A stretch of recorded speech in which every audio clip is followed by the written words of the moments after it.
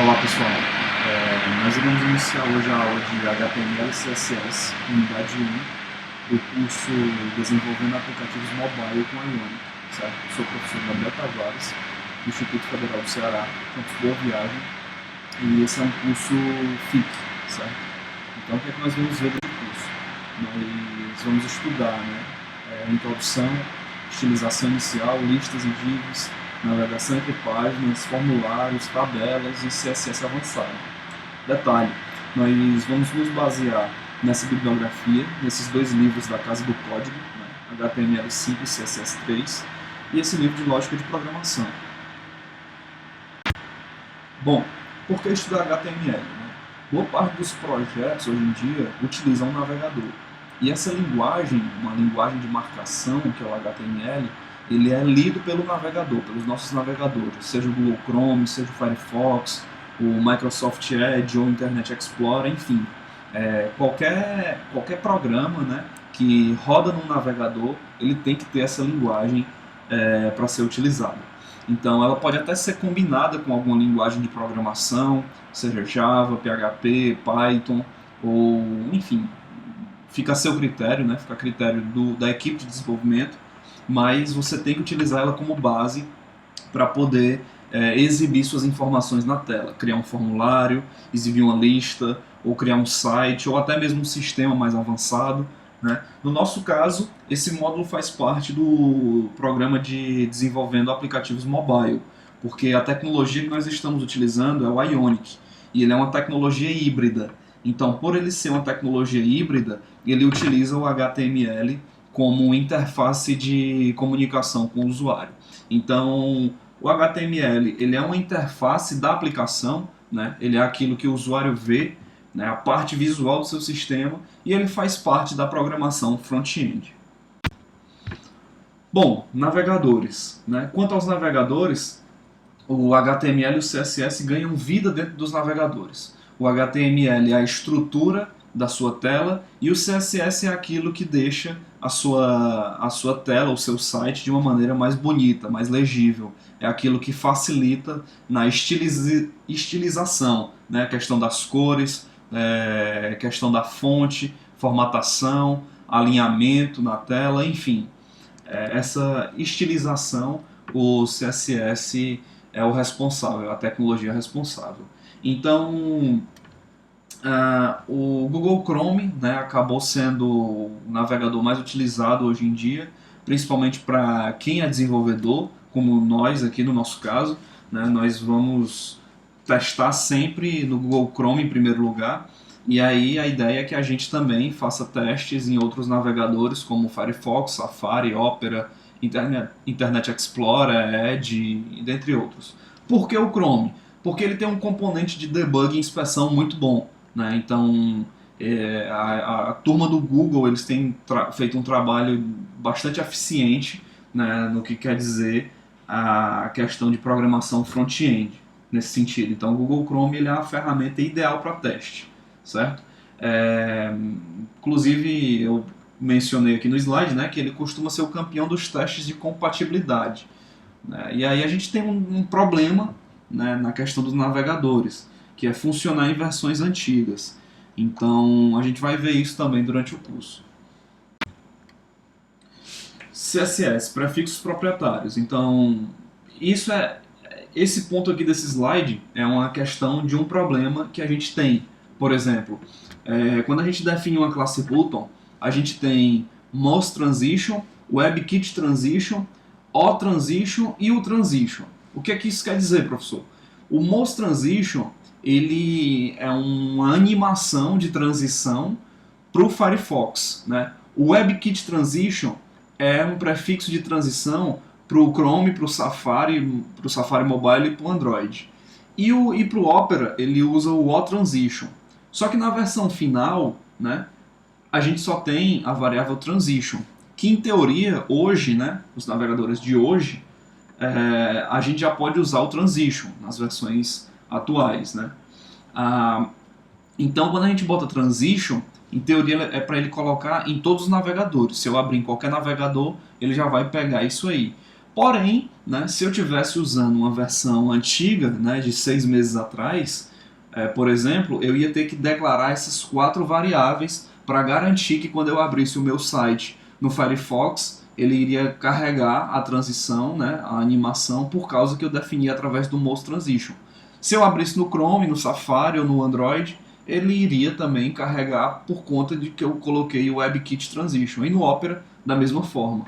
Então, como eu defini as 3 variáveis iniciais, então qualquer um desses navegadores que eu abrisse, né, ele iria carregar a transição. Se eu abrisse no Internet Explorer ou no Edge, provavelmente ele não iria rodar essa transição porque eu não defini a variável adequada para o Internet Explorer. Então, a gente tem esse problema na web, certo? Que é a questão da compatibilidade com os navegadores, né? O Chrome, ele é o navegador que ele mais é adepto, né? É o primeiro, digamos assim, geralmente, né?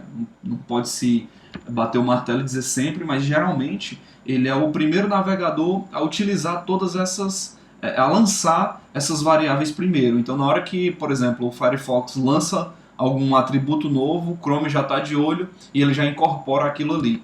Então, por isso que, para quem é desenvolvedor, né, a gente geralmente recomenda para as pessoas utilizarem o Chrome por conta dessa compatibilidade muito rápida, tá certo? E aqui, durante o nosso curso, nós iremos utilizar essas 2 ferramentas para desenvolver sites, certo? Para fazer os testes do nosso programa em HTML e CSS. A primeira delas, né, como a gente falou aí, foi o Google Chrome, né, um navegador que a gente vai utilizar, a gente vai criar estruturar o nosso HTML e nós vamos sempre estar abrindo esse arquivo HTML que nós estamos salvando no Chrome e vendo a compatibilidade dele e vendo como é que ele está fluindo. E uma outra ferramenta que eu recomendo vocês utilizarem é o VS Code ou Visual Studio Code. É uma ferramenta da Microsoft para você desenvolver programas, pode ser em Python, em Java, em PHP, né, em HTML, CSS, em JavaScript, Node, enfim. Seja lá qual for a sua linguagem, ele tem sido muito bem adotado pela comunidade de programadores do mundo inteiro, principalmente pelos programadores front-end. Então, provavelmente, se você for em algum time de desenvolvedores front-end, de algum projeto de pesquisa, de alguma empresa, é bem provável que a grande maioria deles estejam utilizando o VS Code, tá bom? Então, nós iremos utilizar nesse curso também, por ele ser uma ferramenta simples, intuitiva e que traz grandes recursos para nós desenvolvedores. Bom, o que é o HTML, né? É uma Hypertext Markup Language, né? Uma linguagem de marcação de hipertexto. E o que é que isso quer dizer, né? Ou seja, é uma linguagem de marcação. Ela funciona através de marcações chamadas tags ou etiquetas. O que é essa tag? Essa tag, professor, na verdade falando de um linguajar bem coloquial, é um termo de abrir e fechar, né? Tá aqui, ó, eu coloco até nessa imagem aqui ao lado que nós temos o nome da tag, que se chama HTML, e nós temos também alguns atributos aqui logo após o HTML, e no final nós temos uma tag de fechamento, né? Ou seja, sempre você vai abrir com menor que, botar o nome da tag e fechar com maior que, certo? Então isso você define o primeiro atributo. Isso é a tag de abertura, né? E a tag de fechamento você também coloca a mesma sintaxe, só que antes do nome do nome da tag, você coloca uma barra, tá certo? Então, isso significa que você está abrindo e fechando a sua tag, tá certo? Então, basicamente o HTML, o escopo, a estrutura é da forma como nós estamos abordando nessa imagem, certo? Nós temos uma tag de abertura e uma tag de fechamento, e o que tiver dentro dessa tag faz parte desse escopo. Algumas tags não possuem conteúdo, não possuem conteúdo, então elas são vazias, né? Como por exemplo o meta e o br, né? O br ele salta uma linha, então ele geralmente é uma tag que não precisa abrir e fechar, ele é única. Mas no geral, praticamente todas as demais que vocês irão utilizar, você vai ter que ter essa opção de abrir e fechar. Primeiro código HTML, pessoal. Então aqui nós temos nosso primeiro código HTML. A gente tem um doctype, né, doctype na primeira linha para especificar o tipo do documento. Né? Nós estamos utilizando HTML5, então a gente só precisa colocar essa linha aí. Se você estivesse usando um HTML antigo, HTML4, 3 ou um XHTML, você tinha que definir uma linha bem maior. Mas no HTML5 eles enxugaram, mas você precisa colocar essa informação na primeira linha do seu código HTML para o browser poder interpretar isso aí. Na segunda linha nós temos uma abertura, né, um HTML, então todo o nosso código HTML vai ficar dentro desse escopo, da segunda linha até a 13, né, então todo o código HTML tem que seguir esse padrão. Né. Ah, professor, eu não segui esse padrão, eu coloquei um componente direto e salvei com a extensão HTML e funcionou. Funcionou porque os navegadores hoje em dia eles são inteligentes, né? Mas não é a estrutura adequada. Né? O ideal é que você siga esse padrão para garantir que vai funcionar em todos os navegadores. Então você vai ter a tag HTML, nós estamos passando aqui o atributo lang para poder dizer que o idioma que nós queremos utilizar é o português Brasil, certo? Se você quisesse utilizar um outro idioma, poderia passar EN, por exemplo, de inglês, né? English, e assim por diante. Espanhol seria o ES. E aí nós vamos dar prosseguimento. Nós temos a tag head. A tag head ela contém informações do cabeçalho. Né? Essas informações não são visíveis na página, né? Elas são informações gerais da estrutura. Por exemplo, você quer botar o título na página que está sendo aberta, que vai aparecer lá em cima no topo da aba, ou você quer definir o padrão de codificação de caracteres, que geralmente a gente utiliza o TF8.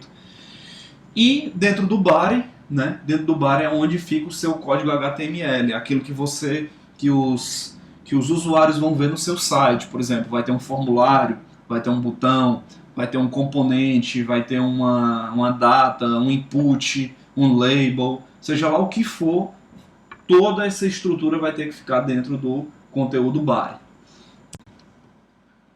Aqui é o nosso primeiro exemplo, certo? Nós temos aqui uma estrutura de um arquivo HTML. Nós temos um cabeçalho nível 1, que é o H1, cabeçalho nível 2, que é o H2. Os cabeçalhos eles podem ter de 1 até 6, então de H1, H2, H3, H4, H5 e H6, certo? Então você pode ter 4 cabeçalhos, né, já pré-definidos. Essas tags já são pré-definidas.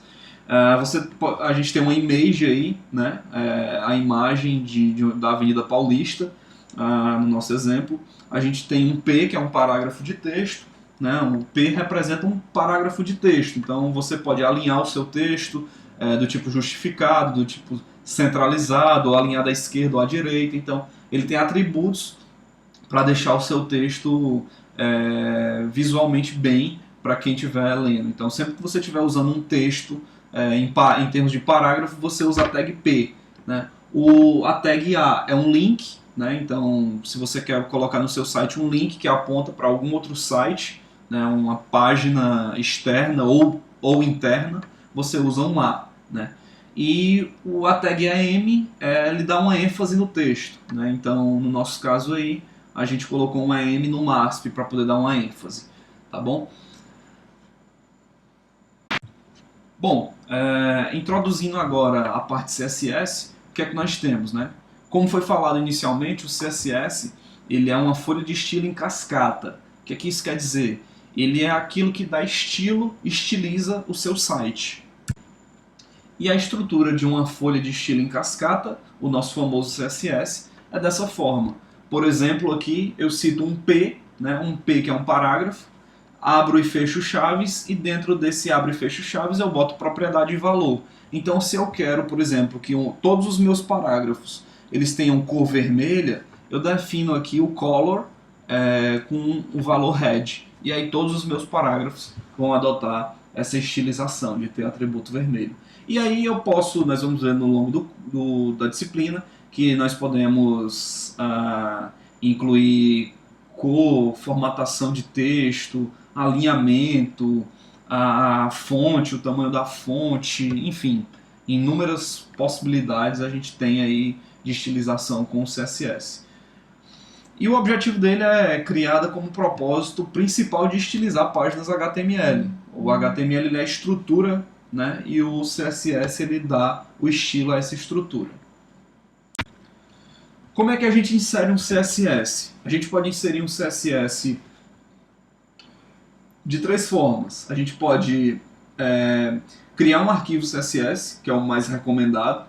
Né? Você cria um arquivo CSS dentro da sua estrutura de diretórios e lá no seu HTML você cria uma tag link e bota um href. O href é um apontamento, né? Ele vai procurar nesse endereço. Então, no nosso caso aí, a gente criou uma pasta CSS e colocamos um arquivo .css dentro dessa pasta CSS e nós estamos referenciando esse arquivo através da tag link juntamente com o atributo href. Uma outra forma é você criar a tag style, né, dentro do seu HTML. Então você também, se você não quiser criar um arquivo separado, você pode criar a tag style dentro do seu head com essa sintaxe aqui como está definida no segundo bloco. E no terceiro bloco é uma outra opção em que você pode colocar o style dentro da sua própria tag. Por exemplo, nós temos um parágrafo e aí nós estamos criando um estilo, né, de cor vermelha para aquele parágrafo.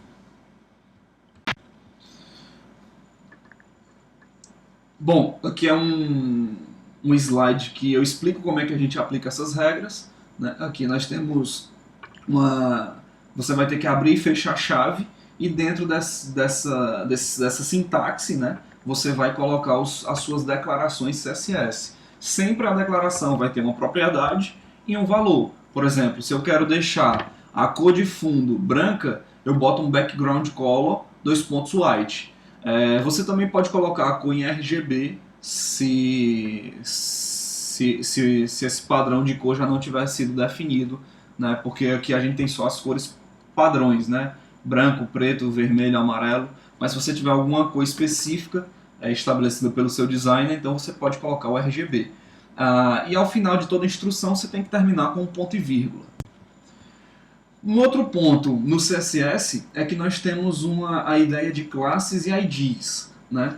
As classes e os IDs eles são utilizados para identificar as tags. Né? Então, por exemplo, nós vimos anteriormente que nós poderíamos colocar um parágrafo na cor vermelha ou o body na cor de fundo branca, né? Como no slide anterior. Mas se eu tenho 20 parágrafos, por exemplo, na minha aplicação, eu não quero colocar todos os 20 na cor vermelha, eu só quero colocar um parágrafo específico na cor vermelha. Então a gente criaria um ID ou uma classe para aquele parágrafo, e aí a gente, lá no nosso código CSS, a gente definiria as propriedades, né, nesse exemplo que eu citei, de definir a cor vermelha só para aquele parágrafo. Né? Os demais eles iriam adotar outros estilos, na verdade. Aqui está um exemplo, né, de IDs, em que no primeiro bloco nós temos, temos 3 divs em que nós não classificamos, né, nenhum ID ou nenhuma classe. E aqui no segundo bloco, logo abaixo, nós criamos um ID para cada bloco desse. Né? Nós criamos um ID chamado cabeçalho, um ID chamado conteúdo e um terceiro ID chamado rodapé.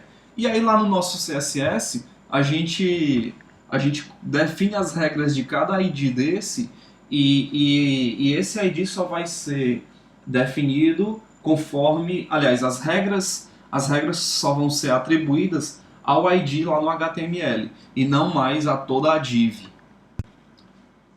Aqui é um outro exemplo, só que agora com classes. Né? No exemplo anterior nós tínhamos IDs, agora nós temos classes, que é um conceito parecido, só que o ID ele não pode se repetir. Então se eu defino um ID para uma tag, eu não posso definir o mesmo ID para uma outra tag. Né? Ou então até talvez o browser ele até entenda, certo, pessoal? Mas eu estou falando do ponto de vista de programação legível, digamos assim. A classe ela é reutilizável, então eu tenho vários P's aqui que usa a classe destaque. Né? E aí na minha classe destaque lá no meu CSS eu posso definir o destaque como sendo uma cor de fundo amarela para poder realmente destacar aquela informação. Pseudoclasses, né? A ideia de pseudoclasses é sempre utilizar 2 pontos e um segundo atributo depois da tag, Por exemplo, um exemplo clássico é o da tag A, que é o link, né? Então, a gente tem vários casos em que, por exemplo, às vezes você está navegando na internet e na hora que você passa o mouse em cima de um hiperlink, você vê que a cor muda ou que fica sublinhado, né? E tudo isso é estilizado no CSS, né? Quando você bota A2.link, estilizamos apenas os links não visitados. Então, isso você define nas propriedades do CSS. Se aquele link já tiver sido visitado, ele não vai mais pegar esse atributo, ele vai mudar a cor, né? Se for visitado, ele pega você define uma outra regra CSS. O hover é quando eu passo o mouse em cima e depois quando eu saio dele. Então, quando eu passo o mouse em cima e eu permaneço com o mouse ali, aí a regra do CSS em cima do link ele vai estar atribuída conforme o que você definiu no A2.hover. E assim por diante, certo? A ideia da pseudoclasse ela é utilizar classes especiais que não são definidas pelo desenvolvedor. Classes e herança, né? No CSS nós temos essa propriedade, né, de cascata e herança, na verdade, em que eu tenho, por exemplo, uma div texto, né, classe texto, e eu tenho aqui um P, né, um parágrafo, que está dentro dessa div. E aí no texto eu defino a cor do meu texto, e aí ele vai sair atribuindo dentro de todos os meus parágrafos, né? Na verdade, dentro da minha div texto, que contém qualquer tipo de informação textual, como um label, um parágrafo, certo? Qualquer propriedade que fizer parte dessa categoria de informação textual. Listas e divs, né? Nós vamos entrar aqui nesse conteúdo do HTML. Nós temos o conceito de lista, né? Você já deve ter visto nos sites que você navega que você tem listas utilizando esses três símbolos, bola, quadrado e uma bola não preenchida. Então, o que é que você tem aqui? A gente tem um exemplo usando uma lista não ordenada. Isso aqui é uma lista não ordenada, né? Você pode escolher qual tipo de ícone você quer utilizar aqui, se é uma bola, um quadrado ou uma bola sem estar preenchida. E aí você define isso no seu estilo, aí, ó, dentro do seu estilo CSS. Uma lista ordenada, ao invés de você usar uma UL, né, como nós vimos no slide anterior, você vai usar uma OL, né? E aí a sua lista automaticamente ela vai ficar ordenada, né, com a numeração padrão, que é usando o padrão decimal. Mas se você quiser alterar esse estilo, você também pode dar até uma olhada na documentação oficial, né, do HTML, que ele tem muito mais informação, mas eu coloquei aqui algumas, né, que é decimal com 0 na frente, decimal, numeração romana em minúsculo e maiúsculo, ou um caractere minúsculo do alfabeto ou maiúsculo do alfabeto. Então tudo isso é estilo que você define no seu CSS. Div. A div é uma divisão ou uma seção em um documento HTML. Então, frequentemente, ela é usada como se fosse um container para outros elementos. Então, se você quer ter uma divisão, né, você quer ter um bloco, né, um bloco exclusivo, e esse bloco, por exemplo, você quer definir um card, que é algo muito utilizado hoje, principalmente na programação mobile. Você tem cards, né? Tipo o que o Instagram faz, o Facebook. Então, você tem a foto, aí você tem um like, você tem um comentário, né? Você tem a opção de compartilhar aquilo ali, né? De mandar num direct, por exemplo, e aquilo ali pode ser tratado como uma div, né? Aquela div ela vai ter uma imagem, ela vai ter um componente abaixo da imagem que é um botão de curtir, depois vai ter um botão de comentar, né? E quando você clicar num comentário, ele vai lhe redirecionar para uma outra página. Então, aquele bloco ali de um card, ele pode ser tratado como sendo uma div, depende da implementação. E ela facilita na estilização de blocos. Então, por exemplo, eu posso criar uma div criar uma classe para essa div e chamar essa classe de card, por exemplo. E aí lá no meu CSS eu defino o meu card. No nosso exemplo aqui, nós criamos uma classe chamada seção conteúdo e nós fizemos toda a estilização do conteúdo dessa seção, né? Podemos colocar cor, podemos alinhar o H3, né, a tag H3, que é um cabeçalho de terceiro nível. Então nós podemos até aumentar o tamanho da fonte ou diminuir ou mudar a fonte, certo? Então a estilização fica a critério do desenvolvedor. Primeiro projeto, criação de um site. Isso aqui vocês vão fazer para me entregar, certo? Eu vou criar a atividade e vou estar recebendo a criação desse projeto que eu quero que vocês façam. Qual é a ideia? Eu quero que vocês façam um projeto semelhante a esse, né? Você vai ter um card aqui, vai ter um título, né? Enfim, tem uma ideia inicial baseada parecida com essa. O nosso projeto, o foco dele é ter essa pegada mais prática. Então, qualquer dúvida que vocês tenham, vocês podem estar reportando a mim no privado, mandar um e-mail. E também vocês podem estar consultando a referência desses slides que eu estou disponibilizando. Porque na referência deles, pessoal, vocês vão ter toda a bibliografia que eu pesquisei para estar montando essa estrutura. Então, vocês podem estar consultando as referências e os sites ou livros que eu disponibilizar lá, né? Caso vocês tenham um livro, caso não tenham, tem os links dos sites que eu fiz consulta e vocês podem estar estudando por esses sites que ele vai trazer um aprofundamento bem maior sobre esse assunto abordado aqui, tá certo? E o nosso trabalho final, né, faça para a sua cidade. Então eu quero que você implemente aquela prática que eu mostrei no slide anterior, só que agora para a sua cidade. Você vai implementar uma página similar para a sua cidade, insira os principais locais da sua cidade, pontos turísticos, bares, restaurantes, padarias, mercantil, academia, enfim, o que você achar de interessante que pode trazer um valor para ela, então você vai estar publicando, fazendo esse site, tá certo? Insira também imagens, né, que deem vida, estilize também seu site, se possível, tá bom? Bom, e aí entrando aqui na nossa parte de links, né, o link é uma navegação entre páginas.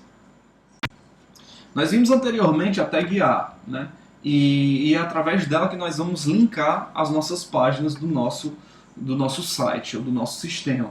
Então, para você navegar, né, pelos links, normalmente um site ele é formado por mais de uma página. Essas páginas são interligadas através de links ou hiperlinks, que permite o usuário saltar de uma página para outra, tá certo? Então, como criar um link, tá?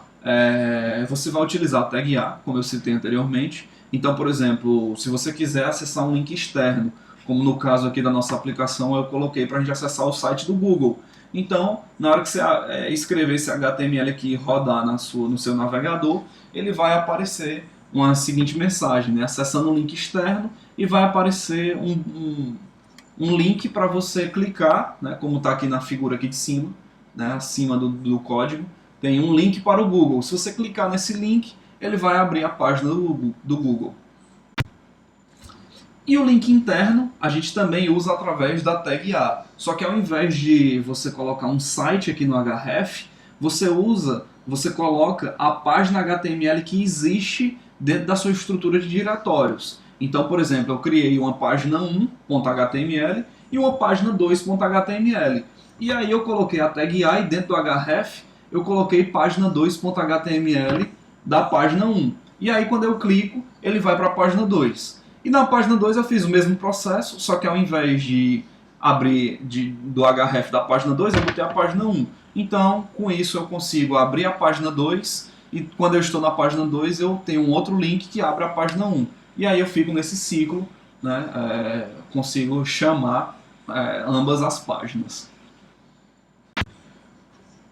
O atributo título, né, o title, na verdade, que é a tradução para título em português, ele é utilizado para fornecer uma breve descrição do link, né? Então, por exemplo, lá no você tem o atributo href, que é onde lhe redireciona para a página que você quer. Mas o título, ele vai aparecer justamente esse pop-up que está exibindo aqui dentro desse quadrinho azul, ó. Um tutorial online de web design e desenvolvimento. Então, na hora que eu passo o mouse em cima do link, ele vai aparecer esse pop-up. Então, o atributo título, ele é responsável por exibir esse pop-up.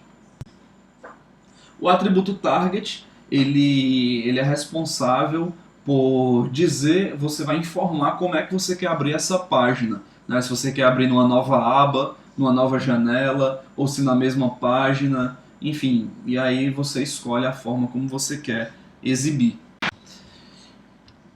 Um outro ponto, pessoal, que nós vamos entrar agora é na parte de formulários. Basicamente o formulário é isso que vocês estão vendo, que vocês já estão acostumados demais a ver, né? É um, é uma, é um componente onde você tem algumas informações que você vai disponibilizar para algum site, por exemplo, um nome, um e-mail e um texto, né? É uma pesquisa de satisfação. O próprio Google tem o Google Forms, em que você já pode criar um formulário sem codificar. Mas se você quiser colocar o seu formulário dentro do seu site, então você pode estar escrevendo um código para aparecer uma tela semelhante a essa. Basicamente, né, a recomendação é que antes de você escrever qualquer tela, você faça um rascunho, né, de como é que você quer que essa tela se pareça. No nosso caso aqui nós temos um formulário, né, e aí nós queremos que esse formulário ele tenha essa característica, essa estrutura. E aí para criar um formulário? Para criar um formulário você vai ter que criar uma tag chamada form, certo? Você vai criar uma tag, existe uma tag específica para isso, a tag form. No nosso caso, nós temos aqui 3 divs. Dentro de cada div, nós temos um label e um input para o nome. Nós temos um outro label e um input para entrar com o e-mail. E um label, e no caso um text area, né, que é uma entrada de texto, texto grande. Né? O text area ele é um input com uma quantidade maior de caracteres. E aí a gente tem esse text area para informar a mensagem. E um botão no final para poder fazer o envio. Basicamente, todo form ele tem um atributo action, que no caso esse action é para disparar uma mensagem para o seu servidor, né? Para enviar essa mensagem para o seu servidor, para poder chegar lá. Né? E aí você pode enviar essas informações através de dois tipos de métodos HTTP, o GET ou POST, que nós não vamos nos aprofundar muito aqui, mas que a maioria dos formulários eles são enviados via POST. Para resumir, né, para tentar ser bem simplista, o método GET é aquele método que o Google utiliza para fazer uma busca. Né? Os parâmetros eles vão no cabeçalho da URL. O método POST ele não manda os parâmetros no cabeçalho da URL, ele manda embutidos dentro da requisição, então não fica visível. Né? É uma segurança a mais que você tem e isso acaba utilizando, a maioria dos desenvolvedores acabam utilizando como padrão esse tipo de método. Nós vamos passar agora pelos widgets, certo? Widgets são os componentes HTML mais utilizados que nós vamos estudar aqui no nosso curso. O primeiro deles é um input.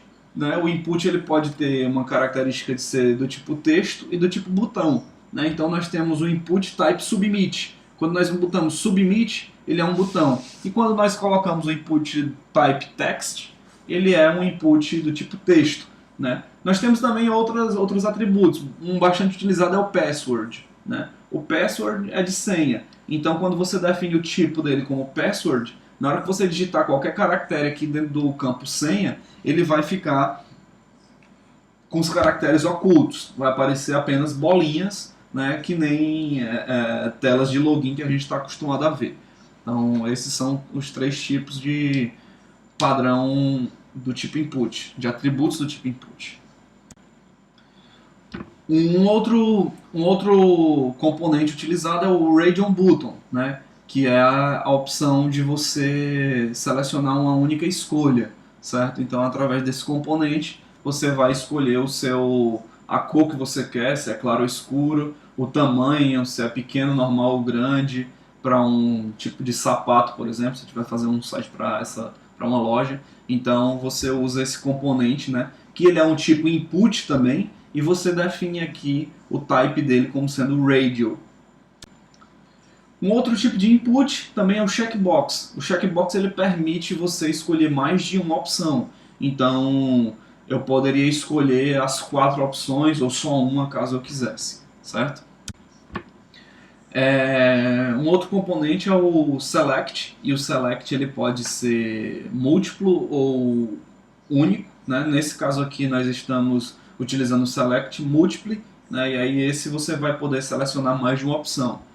tá bom? E essa é a sintaxe dele. Ele utiliza uma tag chamada select, né? E você tem a opção de definir alguns atributos dentro do select, e cada opção você define através da tag option. No caso do select one, o que é que você faz? Nesse caso aqui, para quem é mais antigo na programação, é o nosso famoso combo box, né? Uma lista de seleção, uma caixa de seleção.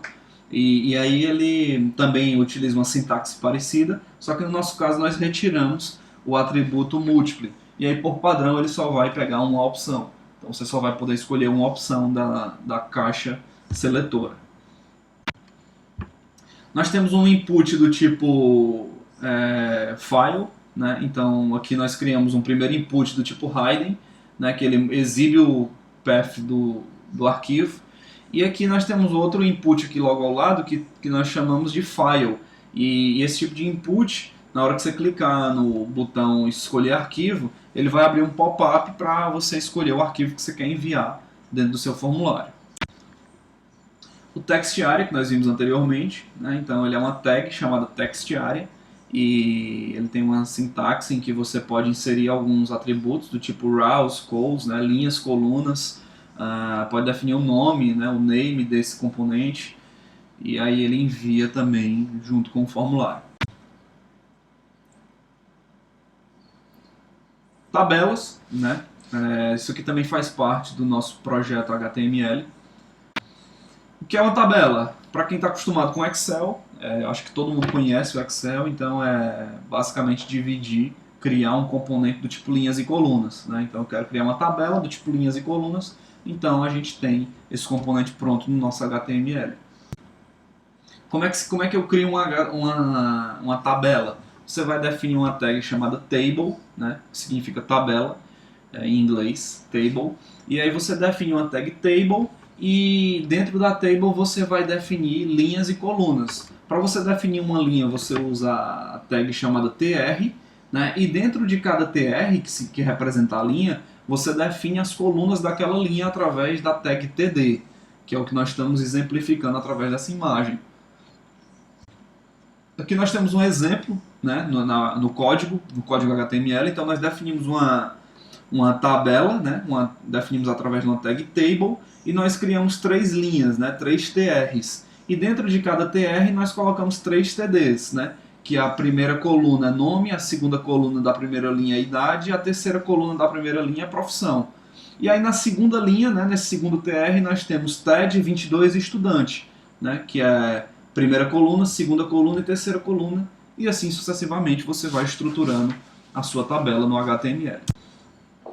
Você pode também mesclar linhas e colunas através do CoSpan e do RAWSpan, certo? Basicamente eu coloquei aqui no slide um X, você substitui esse X pelo número de linhas e colunas que você deseja ocupar. E o nosso trabalho, né? A ideia agora é a gente fazer uma V2 do nosso trabalho, a conclusão do nosso site que nós fizemos no decorrer desse estudo. Nós tivemos um momento de fazer uma V1 do nosso site. Nós vamos entrar agora na V2. A nossa V2, eu quero que você crie um site completo, né? Que tem uma barra de navegação no topo com os seguintes links. Início, sobre, e no sobre eu quero que você utilize sua criatividade para poder colocar imagens, listas, componentes, tabelas, etc., formulários. E no contato, eu quero que você coloque um formulário de contato, né, utilizando alguns widgets, né, ou componentes. E a ideia é que os links, né, esses links que você colocar lá no topo da barra de navegação, eles apontem para páginas internas que você deve criar. Por exemplo, eu estou no início, e quando eu clicar em sobre, obviamente, eu tenho que ser redirecionado para lá. Se eu tiver em sobre e quiser voltar para o início, eu clico em início e ele redireciona para lá. Certo? Então, essas páginas vão ser construídas por você e, como eu menciono aí, né, utilize sua criatividade, utilize os componentes que nós listamos nas aulas, vá nas referências, né, que eu vou mostrar no próximo slide. Acesse essas referências, consuma essas referências, engula essas referências e tire o máximo proveito do que eu coloquei lá nessas referências, porque tem um material muito bom. Aqui, né, para fechar, nós temos as referências utilizadas. Essas referências, eu utilizei aqueles 2 livros que eu mostrei no início da aula. E esse tutorial do Dev Channel eu coloquei em negrito aí porque é um tutorial excelente, é um tutorial gratuito. Basta você clicar nesse link, né? Não estou ganhando nada com isso, todos esses links aí não recebo, é apenas uma fonte de estudo que eu utilizo para mim. Estou compartilhando aqui com você que quer aprender, que quer estudar, né? Mas fique à vontade, caso você encontre algum link, algum material, né? Comente até lá no fórum do nosso ambiente EAD, nosso ambiente virtual. Comente lá, diga, professor, encontrei um material melhor, um material bom também, que acrescenta ou que substitui, né? Enfim, fica a seu critério. Mas eu estou colocando aqui as referências dos sites que eu montei essa aula e eu recomendo que você estude por elas porque é um bom material, tá bom? Olá, pessoal, é isso. Deixo aqui uma frase com vocês, né? Ame os outros como você ama você mesmo, né? As suas atitudes são as suas atitudes que vão propiciar as mudanças que você almeja. Então, finalizo isso aqui, a minha fala e a minha aula com essa mensagem de encorajamento para você, que é realmente as suas atitudes, elas sigam em frente, né, naquilo que você realmente quer fazer da sua vida, no seu propósito de vida, e as mudanças começam através das suas atitudes, né? Ficar de braços cruzados esperando que o momento certo chegue, não chega, né? Até você realmente se levantar, estudar, fazer a sua parte, fazer o seu melhor, aí sim você vai ver a mudança acontecer, tá bom? Olá, pessoal.